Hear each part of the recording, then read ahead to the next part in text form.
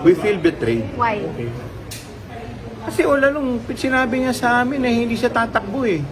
Sumama pala ang loob nila kay Isko, kasi tumakbo ulit sa pagka-mayor ng Maynila. Sinasabi niya sa amin, huwag kayong makikinig sa mga chismis-chismis. Lahat yan, hindi totoo, hindi kami maglalaban ni ate. Nagulat ka pa, lahat naman kayong mga politiko ay sinungaling. Lahat ng mga interviews, lahat ng sinasabi niya, gedli-gedli na siya, mag-retiro na siya. So ano nangyari? Bakit masyado kang nag-aalala? Tagilid ba kandidato mo? Would it be fair to say na ito yung toughest battle compared to your party versus ERAP, your party versus LIM? Toughest because may emotion na involved. Dahil siyempre parang tinuring namin siya na kapatid. Until now, 'di ba? Ayaw namin magkasakitan. 'Di ba? Nag-uusap pa rin kayo. Ni Yorme. Hindi na, nung huling usapan nga namin, yung kaninang binanggit ko, kaya lang ang problema, after that, kung ano-ano mga sinabi na nangyari na hindi naman totoo.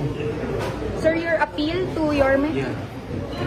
Reconsider. Well, to reconsider, di ba? Dahil sa totoo lang, until now, masakit sa amin to dahil parang kapatid namin siya eh. Sana nga ikaw na lang ang kinalaban ni Yorme, mukhang mas may magagawa siyang matino kesa sayo. Magkakapatid kami, isipin mo, ilang pamilya ang nagkagulo-gulo dahil dito. Magkakapatid, mag-aasawa, magkakaibigan. Tapos ngayon, nakita mo sa council, nagkakagulo, nag-aaway-away, magkakaibigan. Diba? Hindi lang sa loob, pati sa labas, kung ano-ano ng mga ang pangit at nakakahiya. Sa kapal ng mukha mo, marunong ka palang mahiya. Ang daming tumatawag sa akin ng mga national figure. Kino-confirm kung totoo. Sa totoo lang, ang dami kong binitawang salita, hindi mag-aaway yan dahil magkapatid yan dalawa.